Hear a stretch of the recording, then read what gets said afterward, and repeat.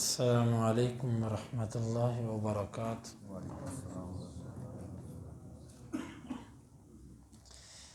سورۃ البقرہ آیت نمبر 14۔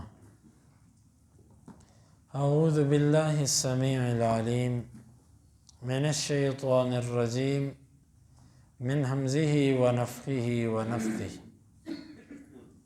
وَإِذَا اور جب لقوا وہ ملاقات کرتے ہیں، ملتے ہیں، الذین ان لوگوں سے آمنوا جو ایمان لائے، قالوا وہ کہتے ہیں آمنا ہم ایمان لائے، وَإِذَا اور جب خلوا وہ علیحدگی اختیار کرتے ہیں، الی کی طرف شیاطینہم اپنے شیاطین کے، اپنے سرداروں کے، قالوا وہ کہتے ہیں انا بے شک ہم معکم تمہارے ساتھ ہیں، انما یقیناً نحن ہم مستہزئون استہزاء کرنے والے ہیں، اللہ یستہزئ وہ استہزاء کرتا ہے، مذاق کرتا ہے، بہم ان کے ساتھ، ویمد اور وہ زیادہ کرتا ہے،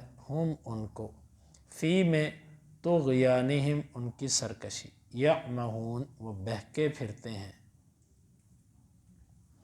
اولئک یہی لوگ ہیں، الذین جنہوں نے اشتروا خریدا الضلالۃ گمراہی کو، بالہدی بدلے ہدایت کے، فما پس نہیں ربحت نفع دیا تجارتہم ان کی تجارت نے، وما اور نہیں کانوا تھے وہ مہتدین ہدایت پانے والے۔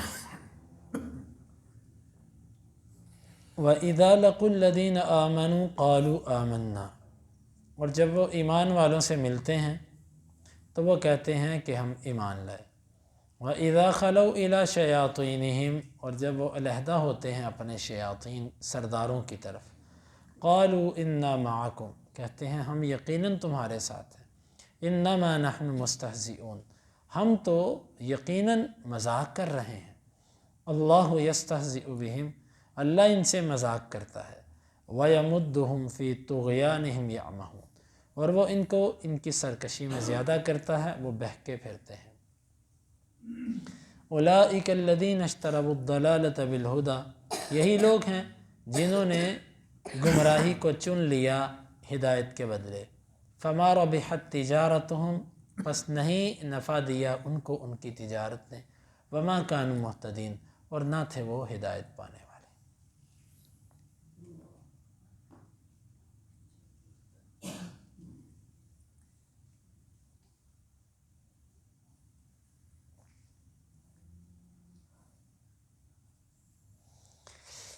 اس آیت مبارکہ میں اللہ رب العالمین نے منافقین کی ایک اور خصلت کا ذکر کیا، اذا لقوا الذین آمنوا جب وہ ملاقات کرتے ایمان والوں سے، بظاہر انداز سے یوں معلوم ہوتا ہے کہ ایمان والوں کے ساتھ ان کا زیادہ وقت نہیں گزرتا تھا، کبھی گزرتے ہوئے ملاقات ہو گئی یا کبھی مجبوری کو پالا پڑ گیا ان کے ساتھ بیٹھنا پڑ گیا تو الگ بات ہے، وگرنہ ایمان والوں کے ساتھ ان کی کوئی مستقل مجلسیں اور ان کے ساتھ زیادہ اٹھک بیٹھک نہیں تھی ان کی،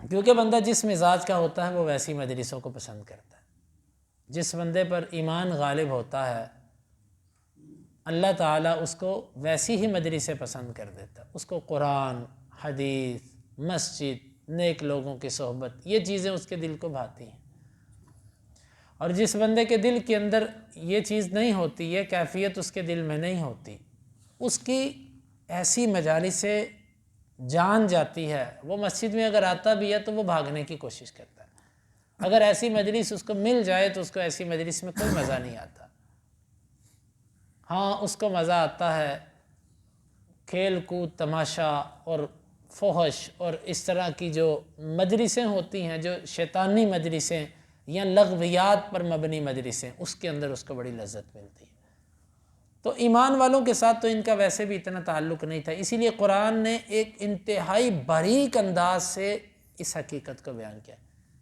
جب وہ ملاقات کرتے ہیں۔ معلوم ہوا کہ ایمان والوں سے ان کی بس ملاقاتیں ہی ہوتی تھیں، البتہ مستقل طور پر ان کے ساتھ ہر وقت اٹھنا بیٹھنا نہیں تھا۔ تو ظاہر بات ہے صحبت بڑا اثر کرتی ہے، جب ایمان والوں کے ساتھ زیادہ بیٹھیں گے نہیں تو رنگ کیسے چڑھے گا؟ ایمان کا رنگ کیسے چڑھے گا؟ ایمان کا رنگ تو نہیں آ سکتا جب تک انسان کی صحبت ٹھیک نہ ہو۔ غلط صحبت ہو اور انسان کہے کہ میری غلط عادتیں چھوٹ جائیں، یہ کبھی بھی نہیں ہو سکتا۔ برائی چھوڑنے کے لیے سب سے پہلا قدم جو اٹھانا پڑتا ہے وہ اپنی صحبت تبدیل کرنا پڑتی، اپنی دوستیاں تبدیل کرنی پڑتی، پھر برائی چھوٹتی ہے، وگرنہ برائی نہیں چھوٹتی۔ تو جب یہ ایمان والوں سے ملتے تو ان کو سرسری زبان سے کہہ دیتے کہ ہم ایمان لائے۔ ہر دفعہ جب ملتے تو یہ بات کہتے۔ اس کی ایک وجہ یہ بھی ہے کہ جو بندہ جھوٹا ہوتا ہے نا، اس کو اپنے جھوٹ کو سچ ثابت کرنے کے لیے بڑی دفعہ جھوٹ بولنا پڑتا ہے۔ جس طرح ہمارے کہاوت ہے کہ ایک جھوٹ کو ثابت کرنے کے لیے 100 جھوٹ بولنا پڑتا ہے۔ تو ان کو اتنا پتہ تھا کہ ایمان والوں کو ہمارے اوپر شک ہے، لہذا جب بھی ملتے نا تو کہتے ہم ایمان والے ہیں، ہم ایمان والے ہیں۔ حالانکہ جو ایمان والا ہوتا ہے اس کو زبان سے اتنے دعوے کرنے کی ضرورت نہیں ہوتی، وہ اپنی شکل سے، اپنے عمل سے، اپنے کردار سے لوگوں کو بتاتا ہے کہ میں مومن ہوں۔ اور جس کے اندر ایمان نہیں ہوتا وہ زبانی کلامی دعووں سے ہی لوگوں کو مطمئن کرنے کی کوشش کرتا ہے، کیونکہ عمل تو اس کے پاس ہوتا نہیں۔ تو گویا کہ زیادہ اپنے ایمان کا اظہار اور زیادہ اپنی نیکی اور پارسائی کا ذکر کرنا یہ بھی ایمان والوں کی علامت نہیں ہے، یہ بھی منافقین کا ہی کام ہے۔ کیونکہ ایمان والے تو اپنی نیکیاں چھپاتے ہیں اور گناہوں کو یاد رکھتے ہیں، جبکہ ایسے لوگوں کی کیفیت یہ ہوتی ہے کہ اپنے گناہ چھپاتے ہیں اور اپنی نیکیاں نہ بھی ہوں تو بنا کر پیش کرتے ہیں کہ میں نے ایسے کیا، میں نے ایسے کیا۔ وَإِذَا خَلَوْا إِلَىٰ شَيَاطِينِهِمْ، جب خلوت اختیار کرتے ہیں، مطلب جب کبھی ایمان والوں سے آنکھ چرائی یا ایمان والے کوئی سامنے نہیں ہیں تو اپنے سردار، شیاطین سے مراد یہاں پر ان کے بڑے سردار ہیں، یعنی کہ جو ان جیسے منافق یا کافر تھے، ان سے جب ملتے کہتے اِنَّا مَعَكُمْ، یقیناً ہم تمہارے ساتھ ہیں۔ اصل میں گرامر کی روح سے پیچھے والے جملے اور اس جملے میں فرق ہے۔ یہاں پر جملہ اسمیہ ہے، اور عربی گرامر کے اعتبار سے جو جملہ اسمیہ ہوتا ہے اس کے اندر دوام ہوتا ہے، ہمیشگی پائی جاتی ہے۔ اس کا معنی یہ ہے کہ ہم تو ہمیشہ ہمیشہ تمہارے ساتھ ہیں۔ اور پیچھے جو تھا نا وہ جملہ فعلیہ ہے، جملہ فعلیہ کے اندر تجدد اور حدوث ہوتا ہے، اس کا معنی ہوتا ہے تھوڑی دیر کے لیے، تھوڑی دیر کے لیے۔ تو اس معنی کے اندر دوام ہے، گویا کہ وہ یہ کہتے ہیں ہم تو پکے پکے تمہارے ساتھ ہیں، ہمارا تو تعلق ہی اصل تمہارے سے ہے۔ انما، پھر تم ادھر کیا لینے جاتے ہو؟ انما نحن مستہزئون، ہم نے تو ان کو بیوقوف بنایا ہوا ہے، ان کی باتوں پر ایسے سر ہلاتے ہیں، ان کے ساتھ ہم بھی کہتے ہیں جی جی بالکل ایسے ہونا چاہیے، بالکل ایسے کرنا چاہیے، اور دل ہی دل میں ہم ان کے اوپر ہنستے ہیں، ہم تو ان کے ساتھ مذاق کرنے جاتے ہیں۔ اب اس آیت مبارکہ میں 3 باتیں، ایمان والوں کے ساتھ کبھی کبھار ملنا، زیادہ تعلق نہیں ہے۔ دوسری بات، بار بار اپنی اس نیکی کا دعویٰ کرنا جو نیکی کی ہی نہیں۔ اور تیسری علامت ان کی کہ جب اپنے جیسوں سے ملتے ہیں تو ایمان والوں کے ساتھ جو وقت گزرا ہے اس کو مذاق سے تعبیر کرتے ہیں، ہم تو مذاق کرنے گئے تھے، شوگر لگانے گئے تھے۔ جس طرح کہ لوگ کہتے ہیں تم ادھر کیا لینے گئے تھے؟ یار میں شوگر لگانے گیا تھا، ٹائم پاس کرنے گیا تھا، ویسے ہی میں نے کہا آج مولویوں کو سنے کہتے کیا ہے۔ اللہ رب العالمین کو یہ انداز پسند نہیں ہے، ایمان والوں کے بارے میں ایسا استہزائی انداز اللہ کو یہ پسند۔ بعض لوگوں کا ایسا مزاج ہوتا ہے کہ تم کہاں تھے، وہ کہ تم کیسے پھنس گئے تھے آج مولویوں کے اندر، میں نے تمہیں دیکھا تھا تم ان میں بیٹھے ہوئے تھے۔ یار بس وہ ویسے ہی ذرا شوگر لگا رہے تھے، بس ویسے ہی ذرا فارغ بیٹھا تھا تو وہ آ کے بیٹھ گئے، میں نے کہا چلو کوئی بات نہیں۔ اللہ تعالیٰ کو یہ انداز اور یہ ادائیں پسند نہیں ہیں۔ تو انہوں نے ایمان والوں کی ساتھ وقت گزارنے کو مذاق کہا، استہزاء کہا۔ اللہ تعالیٰ نے آگے سے جواب دیا کہ اللہ یستہزئ بہم، اللہ ان کے ساتھ مذاق کرتا۔ اب اللہ کی صفت مذاق تو نہیں ہے، یعنی کہ جس طرح بندہ مذاق کرتا ہے اللہ تعالیٰ اس طرح مذاق نہیں کرتا۔ اس کو کہتے ہیں مشاکلت لفظی۔ جس طرح آپ کو کوئی بندہ دھوکہ دینے کی کوشش کرے، آپ بڑی مہارت کے ساتھ اس کے دھوکے سے بچ جائیں، اور پھر آپ اس کو آگے سے کہتے ہیں سناؤ پھر تمہیں کیسے دھوکہ دیا میں نے۔ یعنی دھوکہ تو اسی نے دیا، آپ تو دھوکے سے بچے ہیں۔ بعض اہل علم نے تو اس کی یہ تعبیر کی ہے، وہ کہتے ہیں یہ مشاکلت لفظی ہے، کہ محض جو لفظ انہوں نے استعمال کیا وہی لفظ اللہ تعالیٰ نے استعمال کیا، کہ تم ایمان والوں سے مذاق کرتے ہو، اللہ تم سے مذاق کرتا ہے۔ جس طرح بندہ کسی کی بری بات کا جواب برے لفظوں سے دیتا ہے، تو نے مجھے ایسے کہا، تجھے ایسے، تم ایمان والوں سے مذاق کرتے ہو، اللہ تم سے مذاق کرتا ہے۔ ایک تو یہ ہے، اور دوسرا یہ کہ یہ حقیقتاً جیسے اللہ تعالیٰ نے ذکر کیا یہ ویسے ہی ہے۔ اب مذاق کرنا اللہ کی صفت ہے، کما یلیق بشانہ، ہم اس پر کہیں گے کہ اللہ کا مذاق ویسا نہیں ہے جیسا میرا اور آپ کا مذاق ہے، بلکہ اللہ تعالیٰ کا مذاق ان لوگوں کے ساتھ ہے جو اس کے دین کے ساتھ مذاق کرتے ہیں۔ اور یہ مذاق کیا ہے؟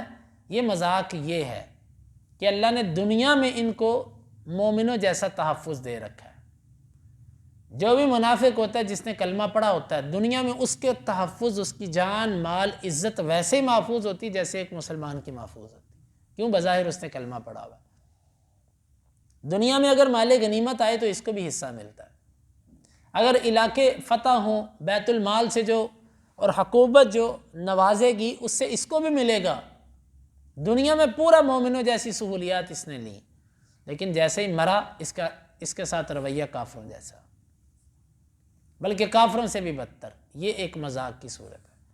تم ایمان والوں سے مذاق کرتے ہو، ہم تم سے مذاق کریں گے کہ ہم تمہیں دنیا میں ویسا رکھیں گے جیسے مومن ہے، تو جیسے تم اندر سے کچھ اور باہر سے کچھ ہو، اسی طرح تمہاری باہر کی زندگی کچھ ہے اور اندر کی زندگی کچھ ہے۔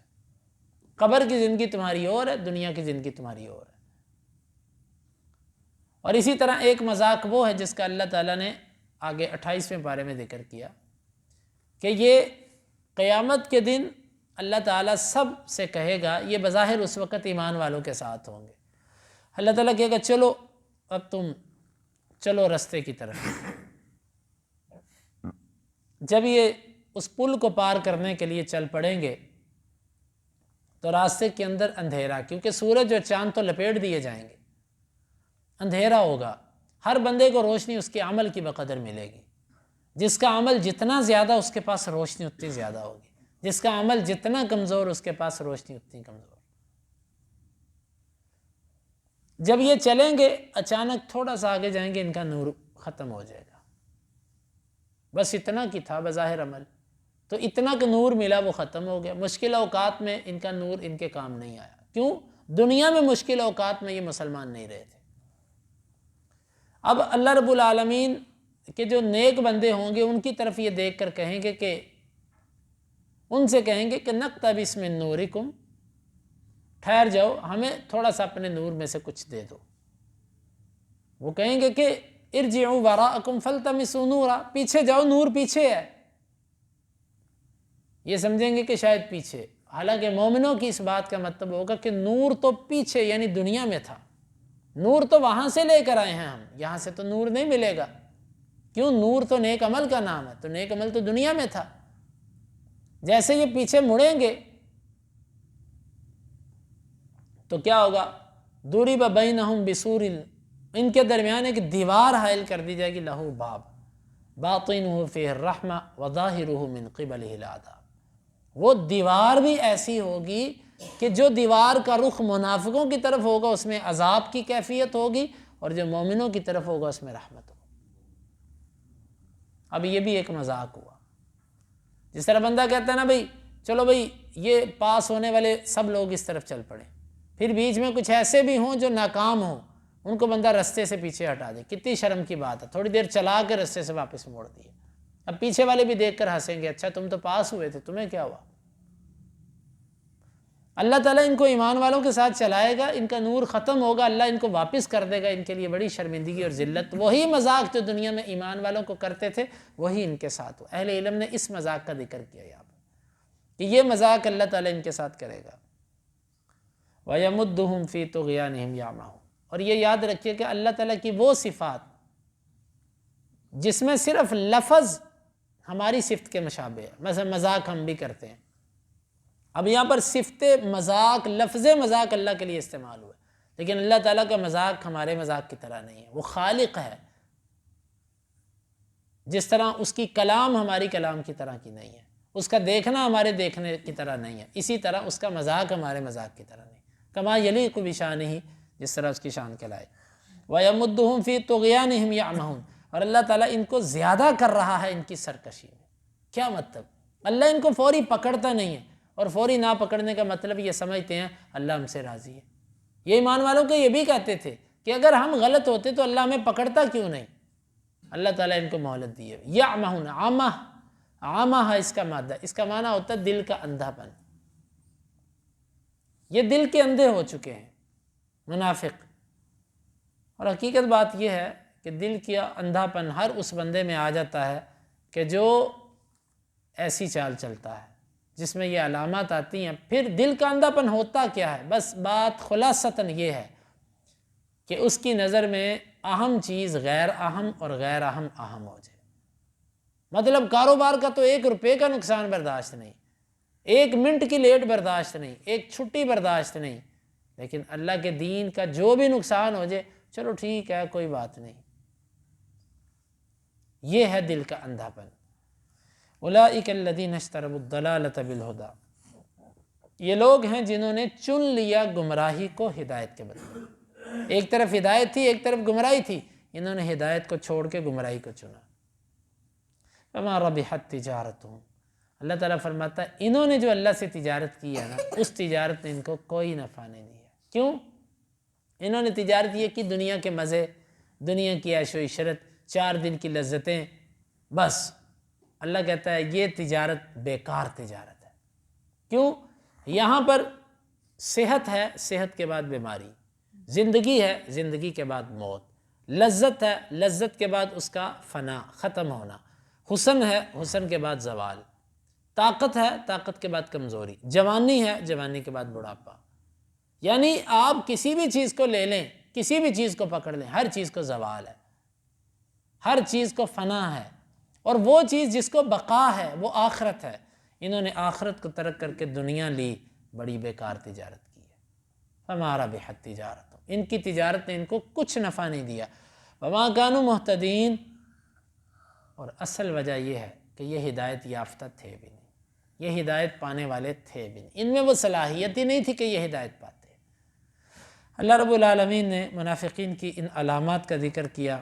ہم اللہ تعالیٰ سے دعا کرتے ہیں کہ اللہ تعالیٰ ہمیں ایسی بری علامات اور صفات سے محفوظ رکھے جو منافقین کی تھی۔